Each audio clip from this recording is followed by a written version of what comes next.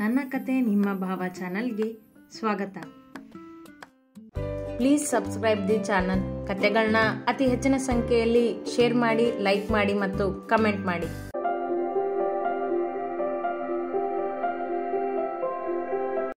ಅದಾಗಲೇ 2 ಬಾರಿ ಬಂದು ನೋಡಿ ಹೋಗಿದ್ದಳು ಜಾನಕಿ ಶ್ರೀ ಎದ್ದಿದ್ದಾನೇನೋ ಎಂದು. ಅವನ ಜೊತೆ ಒಂದು ಸಾರಿ ಮಾತನಾಡಬೇಕೆಂದು ಚಡಪಡಿಸುತ್ತಿತ್ತು ಅವಳ ಜೀವ. 3ನೇ ಬಾರಿ ಮೆಟ್ಟಿಲು ಹತ್ತಿ ಬಂದು ಕೋಣೆಯ ಬಾಗಿಲು ತೆಗೆದಳು. ಸ್ನಾನ ಮುಗಿಸಿ ಬಂದು ತನ್ನ ವಾರ್ಡ್ರೋಬಿನಲ್ಲಿ ಶರ್ಟ್ ತೆಗೆಯುತ್ತಿದ್ದ ಶ್ರೀ. ಜಾನಕಿ ಬಂದವಳೇ ಕರೆದಳು ಅವನನ್ನು. ಶ್ರೀ ಶ್ರೀ. ತಿರುಗದೆ ಸುಮ್ಮನೆ ತನ್ನ ಶರ್ಟ್ ಹುಡುಕಾಟದಲ್ಲಿದ್ದ ಅವಳ ಗೆಜ್ಜೆಯ ಸದ್ದೇ ಹೇಳುತ್ತಿತ್ತು ಅವನಿಗೆ ಜಾನಕಿ ಬಂದಳೆಂದು. ಅವನ ಪಕ್ಕ ಬಂದ ಜಾನಕಿ, ಶ್ರೀ, ನಿನ್ನೆಯಿಂದ ನಿಮ್ಮ ಜೊತೆ ಮಾತಾಡಬೇಕು ಅಂತಿದ್ದೀನಿ, ಪ್ಲೀಸ್ ಮಾತಾಡಿ ಶ್ರೀ ಎಂದಳು ಬೇಡಿಕೊಳ್ಳುವ ಹಾಗೆ. ಅವಳ ಮಾತು ಕೇಳಿಸಿದರೂ ಕೇಳದ ಹಾಗೆ ಕೈಯಲ್ಲಿ ಬಾದಾಮಿ ಬಣ್ಣದ ಶರ್ಟ್ ಹಿಡಿದ ಶ್ರೀ. ಕಬೋರ್ಡ್ ಮುಚ್ಚುವ ಮೊದಲೇ ಅವನ ಕೈ ಹಿಡಿದ ಜಾನಕಿ, ಶ್ರೀ, ನಾನು ನಿಮ್ಮ ಜೊತೆನೇ ಮಾತಾಡ್ತಿರೋದು, ಪ್ಲೀಸ್ ಮಾತಾಡಿ ಎಂದಳು ಸ್ವಲ್ಪ ಜೋರಾಗಿ. ಅವನ ಕೋಪದ ಮುಂದೆ ಇವಳ ಕೋಪವೇನೂ ಅಲ್ಲ. ಕೈಯಲ್ಲಿ ಹಿಡಿದಿದ್ದ ಶರ್ಟ್ ಅಲ್ಲಿಯೇ ಬಿಟ್ಟು ಅವಳ ತೋಳನ್ನು ಬಿಗಿಯಾಗಿ ಒತ್ತಿ ಹಿಡಿದು ಪಕ್ಕದ ಕಬೋರ್ಡಿಗೆ ಆನಿಸಿದ ಶ್ರೀ ಅವಳನ್ನು. ಮದುವೆ ಆದಮೇಲೆ ನಾನು ಎಷ್ಟು ಸರಿ ಕೇಳಿದೆ ನಿಮ್ಮನ್ನು, ಮಾತಾಡಿ ಏನಾಗಿದೆ ಹೇಳಿ ಅಂತ. ನೀವು ನನ್ನನ್ನು ತಪ್ಪಾಗಿ ತಿಳ್ಕೊಂಡಿದ್ದೀರಾ ಜಾನಕಿಯವರೇ ಅಂತ ಎಷ್ಟು ಬೇಡ್ಕೊಂಡೆ ನಾನು ನಿಮ್ಮನ್ನು. ಒಂದೇ ಒಂದು ಸರಿ ಕುತ್ಕೊಂಡು ನೀವು ನನ್ನ ಜೊತೆ ಮಾತಾಡಿದ್ರೆ ಇಷ್ಟೆಲ್ಲ ಆಗ್ತಿತ್ತಾ? ಕೋಪದಲ್ಲಿ ಅವನನ್ನು ಕಂಡು ಹೆದರಿದಳು ಜಾನಕಿ. ಅವಳ ಕಣ್ಣಿಂದ ನೀರು ಕೆಳಗೆ ಬೀಳಲು ಸಿದ್ಧವಾಗಿತ್ತು. ಮತ್ತೆ ಮಾತು ಮುಂದುವರೆಸಿದ ಶ್ರೀ. ಹೌದು, ಯಾಕೆ ಮಾತಾಡಬೇಕು ನಾನು ನಿಮ್ಮ ಜೊತೆ ಹೇಳಿ? ರೌಡಿ ಅಲ್ವಾ ನಾನು? ನನ್ನ ಜೊತೆ ಮಾತಾಡೋಕ್ಕೆ ನಿಮಗೆ ಇಷ್ಟ ಇಲ್ಲ, ನನ್ನ ಮುಖ ನೋಡೋದಕ್ಕೂ ಅಸಹ್ಯ ನಿಮಗೆ. ಅಂದಮೇಲೆ ನಾನು ಯಾಕೆ ಮಾತಾಡಬೇಕು ನಿಮ್ಮ ಜೊತೆ? ನೋಡಿ, ನಾನು ನಿಮ್ಮ ಸುದ್ದಿಗೆ ಬರೋಲ್ಲ, ನೀವು ಅಷ್ಟೇ, ಸುಮ್ಮನೆ ಇದ್ಬಿಡಿ. ಆದರೆ ಪದೇ ಪದೇ ನನ್ನನ್ನು ಕೆಣಕಬೇಡಿ. ನಿಮಗೆ ಗೊತ್ತಲ್ಲ ನನಗೆಷ್ಟು ಹಠ ಇದೆ, ನಾನು ಹೇಗೆ ಅಂತ ತುಂಬ ಚೆನ್ನಾಗಿ ಅರ್ಥನೂ ಮಾಡ್ಕೊಂಡಿದ್ದೀರಾ ನೀವು ನನ್ನನ್ನು. ಅವಳ ಕಣ್ಣಲ್ಲಿ ಕಣ್ಣಿಟ್ಟು ಒರಟುತನದಿಂದ ಹೇಳಿದವನ ಮಾತುಗಳು ಜಾನಕಿಗೆ ಹಂಗಿಸಿದಂತಾಯಿತು. ಅವಳನ್ನೇ ನೋಡುತ್ತಿದ್ದ ಶ್ರೀಯ ಹಣೆಯ ಮೇಲಿನ ಕೂದಲಿನ ತುದಿಗೆ ಕೂಡಿದ್ದ ನೀರು ಟಪ್ಪೆಂದು ಅವಳ ಮೂಗಿನ ತುದಿಯ ಮೇಲೆ ಬಿದ್ದಿತು.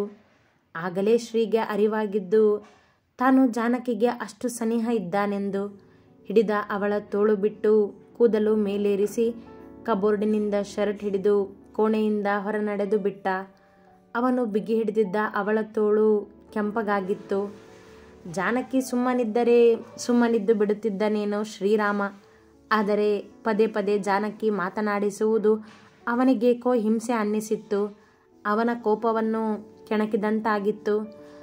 ಮಾತನಾಡಲು ಇಷ್ಟವಿಲ್ಲ, ನೋಡಲು ಅಸಹ್ಯ ಎಂದವಳ ಜೊತೆ ಮಾತನಾಡುವುದಾದರೂ ಏಕೆಂದು ಸುಮ್ಮನೆ ಇದ್ದವನ ಕೋಪವನ್ನು ಹೊರಹಾಕುವಂತೆ ಮಾಡಿದ್ದಳು ಜಾನಕಿ. ಶರ್ಟಿನ ತೋಳು ಮೇಲೇರಿಸುತ್ತಾ ಕೆಳಗಿಳಿದು ಬಂದವನನ್ನು ನೋಡಿದ ನಿಂಗಮ್ಮಜ್ಜಿ ಕರೆದರು, ದಣಿ ಎಂದು. ಕೇಳದ ಹಾಗೆ ಅವರ ಕಡೆ ತಿರುಗಿಯೂ ನೋಡದೆ ಕೋಪದಲ್ಲಿ ನಡೆದು ಬಿಟ್ಟ ಶ್ರೀ. ಕೆಲವು ನಿಮಿಷಗಳ ನಂತರ ಕೆಳಗಿಳಿದು ಬಂದ ಜಾನಕಿಯನ್ನು ನೋಡಿದರು ಅಜ್ಜಿ. ಅತ್ತಿದ್ದಾಳೆಂದು ಅವಳ ಕೆಂಪಾದ ಕಣ್ಣೇ ಹೇಳುತ್ತಿತ್ತು. ಅಲ್ಲೇ ಅರ್ಥವಾಯಿತು ಅಜ್ಜಿಗೆ ಇವರಿಬ್ಬರ ಮಧ್ಯೆ ಏನೋ ನಡೆದಿದೆ ಎಂದು. ಅಡುಗೆ ಮನೆಗೆ ಬಂದ ಜಾನಕಿಯನ್ನು ಕಂಡ ಲಕ್ಷ್ಮಿ, ಜಾನಕಿ ಏನಾಯಿತು, ಕಣ್ಣೆಲ್ಲ ಕೆಂಪಾಗಿದೆ, ಯಾಕೆ ಅತ್ತಿದೀಯಾ ಕೇಳಿದಳು ಅವಳ ಮೇಲಿನ ಕಾಳಜಿಯಿಂದ. ಹಾಗೇನೂ ಇಲ್ಲ ಅಕ್ಕ. ಜಾನಕಿಯ ಮಾತು ಮುಗಿಯುವ ಮೊದಲೇ ಒಳ ಬಂದರು ಸುಭದ್ರರವರು. ಏನೇ ಜಾನಕಿ, ಶ್ರೀರಾಮ ಯಾಕೆ ಅಷ್ಟೊಂದು ಕೋಪದಲ್ಲಿ ಹೋದ ಜೋರಾಗಿಯೇ ಕೇಳಿದರು. ಸುಮ್ಮನೆ ತಲೆ ತಗ್ಗಿಸಿ ನಿಂತಳು ಜಾನಕಿ. ತಿಂಡಿ ತಿನ್ನೋ ಇಲ್ವೋ? ಇಲ್ಲ ಅತ್ತೆ, ಸಣ್ಣ ಧ್ವನಿಯಲ್ಲಿ ಹೇಳಿದಳು ಜಾನಕಿ. ಏನೇ ಹೇಳು ಲಕ್ಷ್ಮಿ ನೀನು, ನಮ್ಮ ಶ್ರೀರಾಮ ಮದುವೆ ಆದಮೇಲೆ ತುಂಬಾ ಸೊರಗಿ ಹೋಗಿದ್ದಾನೆ. ಸರಿಯಾಗಿ ಊಟ ಇಲ್ಲ, ನಿದ್ದೆ ಇಲ್ಲ, ಕಟ್ಕೊಂಡೊಳಗೆ ಇದೆಲ್ಲದ್ರ ಬಗ್ಗೆ ಕಾಳಜಿನೇ ಇಲ್ಲ. ತಾನೊಬ್ಳು ತಿಂದು ಉಂಡು ಕೆಲಸ ಮಾಡಿಕೊಂಡು ತವ್ರ ಮನೆ ಅಡ್ಡಾಡ್ಕೊಂಡು ಇದು ಬಿಟ್ಟರೆ ಮುಗೀತು ನೋಡು. ಈ ಕಡೆ ಗಂಡನಿಗೇನಾದರೂ ಚಿಂತೆನೇ ಇರೋಲ್ಲ ಎಂದರು ಜಾನಕಿಯನ್ನು ಅವಮಾನಿಸುವಂತೆ. ಮತ್ತೆ ಕಣ್ಣು ತುಂಬಿತು ಜಾನಕಿಗೆ. ಬೀಳುತ್ತಿದ್ದ ಕಣ್ಣೀರನ್ನು ಒರೆಸಿ ಸುಮ್ಮನೆ ನಿಂತಿದ್ದಳು. ಹೊರ ನಡೆದರು ಸುಭದ್ರರವರು. ಜಾನಕಿಯ ಹತ್ತಿರ ಬಂದ ಲಕ್ಷ್ಮಿ ಅವಳ ಭುಜದ ಮೇಲೆ ಕೈ ಇಟ್ಟು, ಜಾನಕಿ ಅಳಬೇಡ, ಸುಮ್ಮನಾಗು, ಅತ್ತೆ ಮಾತನ್ನ ತಲೆಗೆ ತಗೋಬೇಡ ಎಂದಳು. ಕಣ್ಣೊರೆಸಿದ ಜಾನಕಿ ಮೌನದಲ್ಲೇ ತನ್ನ ಎಲ್ಲ ಕೆಲಸ ಮುಗಿಸಿ ಕೋಣೆಗೆ ನಡೆದಳು. ಬಾಲ್ಕನಿಯ ಜೋಕಾಲಿಯಲ್ಲಿ ಅಳುತ್ತಾ ಕುಳಿತವಳನ್ನು ಕರೆದರು ನಿಂಗಮ್ಮಜ್ಜಿ. ಜಾನಕಿ. ಮೇಲೆದ್ದ ಜಾನಕಿ ತನ್ನ ಕಣ್ಣೊರೆಸಿ, ಅಜ್ಜಿ ಬನ್ನಿ ಎಂದಳು. ಜೋಕಾಲಿಯಲ್ಲಿ ಕೂತು ಅವಳ ಮುಖ ನೋಡಿದ ನಿಂಗಮ್ಮಜ್ಜಿಗೆ ಅರ್ಥವಾಯಿತು ಅಳುತ್ತಾ ಕುಳಿತಿದ್ದಳೆಂದು. ಅವಳ ಕೈ ಹಿಡಿದು ತಮ್ಮ ಪಕ್ಕ ಕೂರಿಸಿದರು. ಯಾಕವ್ವ ಅಳತಿದೀಯಾ ಕೇಳಿದರು ಮಗುವನ್ನು ಮಾತನಾಡಿಸುವ ಹಾಗೆ. ಇಲ್ಲ ಅಜ್ಜಿ, ನಾನು ಅಳ್ತಿಲ್ಲ. ನನ್ನ ಅನುಭವದಷ್ಟು ನಿನಗೆ ವಯಸ್ಸಾಗಿಲ್ವೇ ಹುಡುಗಿ? ಹೇಳು, ಏನಾಯಿತು? ನನ್ನ ದಣಿ ಬೈದ್ನಾ? ಜಾನಕಿಯ ಕೈ ಮೇಲೆ ಕೈ ಇಟ್ಟು ಕೇಳಿದರು ಅವಳ ಮುಖ ನೋಡುತ್ತಾ. ತಲೆ ತಗ್ಗಿಸಿ ಕುಳಿತಿದ್ದಳು ಜಾನಕಿ. ಜಾನಕಿ, ನನ್ನ ದಣಿಗೆ ಕೋಪ ಜಾಸ್ತಿ, ಹಠ ಜಾಸ್ತಿ, ಆದರೆ ಮನಸ್ಸಲ್ಲಿ ಪ್ರೀತಿನೂ ಜಾಸ್ತಿನೇ. ಅವನು ಬೈದರೆ ತಲೆಗೆ ಹಚ್ಕೋಬೇಡ, ಸ್ವಲ್ಪ ಹೊತ್ತಿಗೆ ಅವನೇ ಸರಿ ಹೋಗ್ತಾನೆ. ಅವ್ರ ಕೋಪ ಸರಿಯಾಗೇ ಇದೆ ಅಜ್ಜಿ, ತಪ್ಪು ನಾನೇ ಮಾಡಿದ್ದು ಎಂದಳು ಜಾನಕಿ ತನ್ನ ಕಣ್ಣೊರೆಸಿ. ಏನು ಮಾಡಿದೆ ನೀನು? ಅವರ ಮನಸ್ತಾಪ ತಿಳಿಯುವ ಪ್ರಯತ್ನ ಅಜ್ಜಿಗೆ. ಉತ್ತರಿಸದೆ ಸುಮ್ಮನಿದ್ದ ಜಾನಕಿಯನ್ನು ಕಂಡು, ಸರಿ ಬಿಡು, ಹೇಳೋಕ್ಕಿಷ್ಟ ಇಲ್ಲ ಅಂದರೆ ಬೇಡ, ಆದರೆ ಒಂದು ಮಾತು ಹೇಳ ನಾನು. ಏನು ಎನ್ನುವಂತೆ ತಲೆ ಎತ್ತಿ ನೋಡಿದಳು ಜಾನಕಿ ಅಜ್ಜಿಯನ್ನು. ದಣಿಗೆ ನಿನ್ನ ಮೇಲೆ ಕೋಪ ತುಂಬ ಹೊತ್ತು ಇರೋಲ್ಲ, ಯಾಕಂದರೆ ಅವನು ನಿನ್ನನ್ನು ತುಂಬ ಪ್ರೀತಿಸ್ತಾನೆ. ನಿನಗೋಸ್ಕರ ಏನು ಬೇಕಾದರೂ ಮಾಡ್ತಾನೆ. ನಿನಗೆ ಗೊತ್ತಾ, ನಿನ್ನನ್ನು ಕೇಳಿಕೊಂಡು ಅವರ ಅಪ್ಪ ಅವನು ಮೊದಲನೇ ಬಾರಿ ನಿಮ್ಮ ಮನೆಗೆ ಬಂದಾಗ ನೀನು ಇಷ್ಟ ಇಲ್ಲ ಅಂತ ಅಂದೆ. ಆಗ ಅವನು ಹೇಗಾಗಿದ್ದ ಅಂತ ಹೇಳಿದಾನ ನಿನ್ನ ಮುಂದೆ ಏನಾದರೂ ಕೇಳಿದರು ಅಜ್ಜಿ ಜಾನಕಿಯನ್ನು. ಇಲ್ಲ ಅಜ್ಜಿ ಎಂದಳು ಜಾನಕಿ ಅಳು ನಿಲ್ಲಿಸಿ. ಊಟ ನಿದ್ದೆ ಬಿಟ್ಟು ಹುಚ್ಚಿನ ಥರ ಆಗಿದ್ನವ್ವ. ಈ ಕೋಣೆ ಬಿಟ್ಟು ಹೊರಗೆ ಬಂದಿರಲಿಲ್ಲ. ಯಾರೇ ಮಾತಾಡಿಸಿದ್ರೂ ಮಾತಾಡ್ತಿರ್ಲಿಲ್ಲ. ನಾನು ಅವರ ಅಪ್ಪ ಬಂದರೆ 2 ಮಾತು ಮಾತಾಡ್ತಿದ್ದ ಅಷ್ಟೇ. ಅಜ್ಜಿಯ ಮಾತು ಕೇಳಿ, ನೀವು ನನ್ನ ಇಷ್ಟ ಇಲ್ಲ ಅಂದಮೇಲೆ ನಾನು ಮನೆ ಬಿಟ್ಟು ಹೊರಗೆ ಬಂದಿಲ್ಲ ಜಾನಕಿ ಅವರೇ ಎಂದ ಶ್ರೀಯ ಮಾತು ನೆನಪಾಯಿತು. ಎಷ್ಟೇ ಕೇಳಿಕೊಂಡರೂ ಶ್ರೀಯನ್ನು ನಂಬಲಿಲ್ಲವಲ್ಲ ನಾನು ಎಂದೆನಿಸಿತವಳಿಗೆ.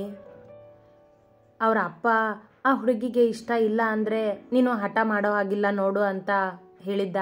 ಯಾಕಂದರೆ ನೀನು ಬೇರೆ ಹುಡುಗನ ಮದುವೆ ಆದರೆ ಅಂತ ಅವನ ತಲೆಯಲ್ಲಿ ಬಂದಿದ್ದ ಸಣ್ಣ ಯೋಚನೆಗೆ ಹೆದರಿ ಕೈಯೆಲ್ಲ ಗಾಯ ಮಾಡ್ಕೊಂಡಿದ್ನವ ನನ್ನ ದಣಿ.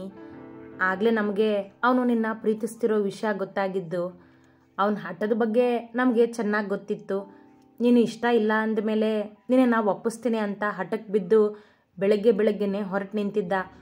ಅವರ ಅಪ್ಪ ಆಣೆ ಹಾಕಿಸ್ಕೊಂಡ್ಮೇಲೆ ಮಂಕ್ ಬಡ್ದ್ರ ಹಾಗೆ ಸುಮ್ಮನಾಗ್ಬಿಟ್ಟ. ಆಮೇಲೆ ನೀನು ಮದುವೆಗೆ ಒಪ್ಪಿದ ಮೇಲೆ ಅವನ ಖುಷಿ ಎಷ್ಟಿತ್ತಂದರೆ ಅವನನ್ನು ಹಿಡಿಯೋರೇ ಇರಲಿಲ್ಲ ಯಾರು. ನೀನು ಅಂದರೆ ಅವನಿಗೆ ಖುಷಿನವ್ವ. ಅವರ ಮಾತುಗಳನ್ನೇ ಕೇಳುತ್ತಿದ್ದ ಜಾನಕಿಗೆ ಅರಿವಾಯಿತು ಶ್ರೀಯ ಪ್ರೀತಿ ಏನೆಂದು. ಅವನನ್ನು ಅವಮಾನಿಸಿ ತಾನು ದೊಡ್ಡ ತಪ್ಪು ಮಾಡಿದ್ದಾಳೆಂದು. ಅಜ್ಜಿ, ಈಗ ಅವ್ರ ಕೋಪ ಕಡಿಮೆ ಆಗೋಕ್ಕೆ ನಾನು ಏನು ಮಾಡಬೇಕು? ಶ್ರೀರಾಮನ ಕೋಪ ತಣ್ಣಗಾಗಿಸಲು ಕೇಳಿದಳು ಜಾನಕಿ. ಅವನ ಕೋಪ ಕಡಿಮೆ ಆಗಬೇಕಂದ್ರೆ ನಾನು ಕೋಳಿ ಸಾರು ಮಾಡ್ತಿದ್ದೆ. ನೀನು ಅದನ್ನು ನೋಡೋದೇ ಇಲ್ಲ ಅಂತೀಯ. ಇನ್ನೇನು ಮಾಡಬೇಕೀಗ ಅವನ ಕೋಪ ಕಡಿಮೆ ಆಗೋಕೆ ಎಂದ ಅಜ್ಜಿಯ ಮಾತಿಗೆ ಯೋಚಿಸುವಂತೆ ಕುಳಿತಳು ಜಾನಕಿ. ಅವಳು ಯೋಚಿಸುವ ಪರಿ ನೋಡಿ ನಕ್ಕು ಬಿಟ್ಟರು ಅಜ್ಜಿ. ಅಲ್ವೇ ಹುಡುಗಿ, ಗಂಡ ಕೋಪ ಮಾಡ್ಕೊಂಡಿದ್ದಾನೆ ಅಂದಮೇಲೆ ಅವನನ್ನು ಸಮಾಧಾನ ಮಾಡೋದು ಹೇಗೆ ಅಂತ ನಾನು ನಿನಗೆ ಹೇಳ್ಕೊಡ್ಬೇಕಾ? ಈಗಿನ ಕಾಲದ ಹುಡುಗಿ ಆಗಿ ನನ್ನನ್ನೇ ಕೇಳ್ತೀಯಲ್ಲ ನೀನು. ತುಂಟತನದ ಮಾತುಗಳಾಡಿದ ಅಜ್ಜಿಯನ್ನು ನೋಡಿದ ಜಾನಕಿ ಮುಗುಳ್ನಕ್ಕಳು. ನೀನು ಅವನನ್ನು ಸಮಾಧಾನ ಮಾಡೋದು ಹೇಗೆ ಅಂತ ಯೋಚನೆ ಮಾಡು, ಸರಿನಾ? ನಿನ್ನ ಮೇಲೆ ತುಂಬ ಹೊತ್ತು ಕೋಪ ಮಾಡಿಕೊಂಡು ಇರಲ್ವೇ ಅವನು ಎಂದು ಅಜ್ಜಿ ಕೋಣೆಯಿಂದ ಹೊರನಡೆದರು. ಶ್ರೀರಾಮನನ್ನು ಹೇಗೆ ಶಾಂತಗೊಳಿಸಬೇಕೆಂದು ತಿಳಿಯದಾಯಿತು ಜಾನಕಿಗೆ. ಚಿಕನ್ ಅವಳು ಮಾಡುವುದಿಲ್ಲ, ಹಾಗಂತ ಶ್ರೀರಾಮನ ಕೋಪವನ್ನು ಹಾಗೆ ಬಿಡುವಂತಿಲ್ಲ. ಒಳಗೆ ಬಂದು ಫೋನ್ ಹಿಡಿದು ಶ್ರೀರಾಮನಿಗೆ ಕಾಲ್ ಮಾಡಿದಳು, ಮತ್ತೆ ಸ್ವಿಚ್ ಆಫ್. ಈಗ ನಾನು ಮನೆಗೆ ಬಂದಿದ್ದೀನಲ್ಲ, ಆದರೂ ಫೋನ್ ಸ್ವಿಚ್ ಆಫ್ ಮಾಡೋದು ಯಾಕೆ ಎಂದುಕೊಂಡವಳಿಗೆ ವಿದ್ಯಾಳ ಕರೆ ಬಂದದ್ದು ಕಂಡು ಮನದಲ್ಲಿ ತನ್ನ ಸಮಸ್ಯೆಗೆ ಪರಿಹಾರ ಸಿಕ್ಕಂತಾಯಿತು. ಕಾಲ್ ರಿಸೀವ್ ಮಾಡಿದಳು. ಏನಮ್ಮ ಶ್ರೀರಾಮನ ಜಾನಕಿ, ನಾವು ನೆನಪೇ ಇಲ್ವೇನೋ? ತನ್ನ ಪಟಪಟ ಮಾತುಗಳನ್ನು ಶುರು ಮಾಡಿದಳು ವಿದ್ಯಾ. ನಾನು ನಿನಗೆ ಏನೋ ಹೇಳಬೇಕೆ? ಸಣ್ಣ ಧ್ವನಿಯಲ್ಲಿ ಹೇಳಿದಳು ಜಾನಕಿ. ಏನಾಯ್ತೆ ಜಾನು, ಯಾಕೆ ಇಷ್ಟೊಂದು ಡಲ್ ಆಗಿದೆಯಾ? ಕೇಳಿದ ವಿದ್ಯಾಳ ಮಾತಿಗೆ ಜಾನಕಿ ತನ್ನ ಮತ್ತು ಶ್ರೀರಾಮನ ಮಧ್ಯೆ ನಡೆದ ಎಲ್ಲವನ್ನೂ ವಿವರಿಸಿ ಹೇಳಿದಳು. ಜಾನು, ತಪ್ಪು ಮಾಡಿದೆ ಕಣೆ ನೀನು. ಒಂದು ದಿನದಲ್ಲಿ ಶ್ರೀ ಎಷ್ಟು ಒಳ್ಳೆಯವನ ಅಂತ ನಾನು ತಿಳ್ಕೊಂಡಿದ್ದೀನಿ. ಆದರೆ ಇಷ್ಟು ದಿನ ಜೊತೆಗಿದ್ದರೂ ಅವನು ಏನು ಅಂತ ನಿನಗೆ ಅರ್ಥ ಆಗಲಿಲ್ವಾ? ಹಾಗಲ್ವೇ ವಿದ್ಯಾ, ಶ್ರೀ ನಾನು ಅಂದ್ಕೊಂಡಿರೋ ಹಾಗಿಲ್ಲ ಅಂತ ನನ್ನ ಮನಸ್ಸು ತುಂಬ ಹೇಳ್ತಿತ್ತು ಅವತ್ತು. ಆ ರಮೇಶ್ ಸರ್ ಮಾತು ಕೇಳಿಕೊಂಡು ತಾಳ್ಮೆ ಇಲ್ಲದೆ ಹಾಗೆ ನಡ್ಕೊಂಡ್ಬಿಟ್ಟೆ. ಜಾನು, ನಿನಗೆ ಒಂದು ಮಾತು ಹೇಳ. ನಿನಗೆ ಶ್ರೀರಾಮ ಅಂದರೆ ಇಷ್ಟ, ಆದರೆ ನೀನು ಅದನ್ನು ಒಪ್ತಿಲ್ಲ. ಈಗಲೇ ನೋಡು, ಅವನು ನಿನ್ನನ್ನು ಮಾತನಾಡಿಸದೇ ಇರೋದು ನಿನಗೆ ತಡ್ಕೊಳ್ಳೋಕ್ಕೆ ಆಗ್ತಿಲ್ಲ. ಅವನಿಲ್ಲದೆ ಇರ್ತೀನಿ ಅನ್ನೋ ಧೈರ್ಯ ನಿನಗಿದೆಯಾ? ಪ್ರಶ್ನೆ ಕೇಳಿದಳು ಜಾನಕಿಗೆ. ಮನ ಇಲ್ಲವೆಂದರೂ ಉತ್ತರಿಸದೆ ಸುಮ್ಮನಿದ್ದಳು ಜಾನಕಿ.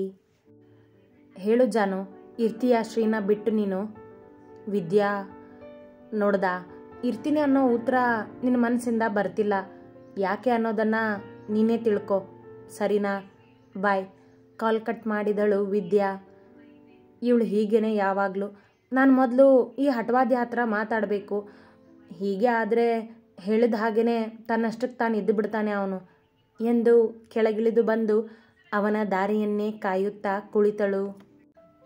ಅತಿ ಹೆಚ್ಚಿನ ಕಥೆಗಳಿಗಾಗಿ ಹಿಂಬಾಲಿಸಿ ಪ್ರತಿಲಿಪಿ ಆ್ಯಪ್ನಲ್ಲಿ ಪ್ರತಿಮಾ SH ಅವರನ್ನು.